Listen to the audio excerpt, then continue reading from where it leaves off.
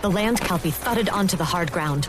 I gripped on tightly as he ran to clear the area for those behind us, coming in on their own leaps off the wings.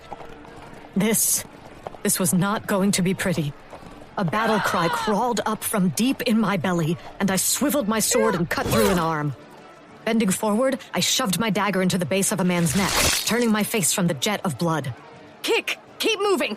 I circled again, slashing to keep crazed outcasts clear of my four-legged ride. Our archers had remained on the dragon's wings, using the height advantage to their favor. Most of the other soldiers had landed and were convening in the center. The bulk of my army split Rubezahl's in half. He couldn't surround us. Split! My fae divided in half and faced outward to the fae that had once been like them, but not any longer. Their skin was mottled gray. Some were missing teeth. Some only had a few clumps of hair remaining. It was something I'd seen before and misunderstood as madness. But this was what happened when a fae was drained of their magic. Rubezahl was draining his army of life to save his own worthless hide, even as Underhill tried to replenish them. This was why he'd wanted to fight here, because those he was feeding on would never truly die. Charge! The army around me surged forward. Kick! Get your worthless feet moving! Let's find Rubezahl! The only way to save any of these outcasts would be to kill the giant. Kick leapt forward as I held tightly to his mane with one hand and swung my sword without mercy with the other. Now this is more like it. I like it rough. He angled his head down and charged across the hard ground. Blood and screams. Dying fae surrounded me, and they were all mine to protect. Hurry, Kick!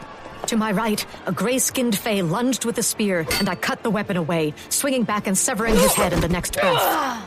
These were my people, and I was sworn to protect them. Yet here I was, slaughtering them. I'm sorry.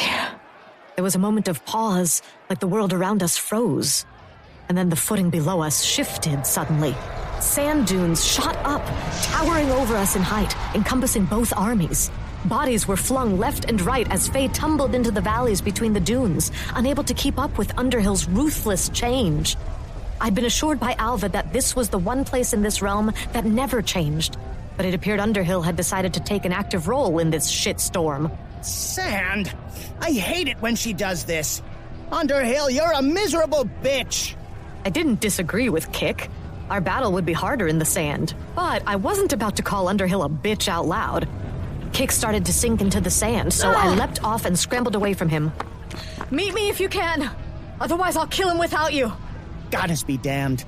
Perhaps I should not have called her a miserable bitch.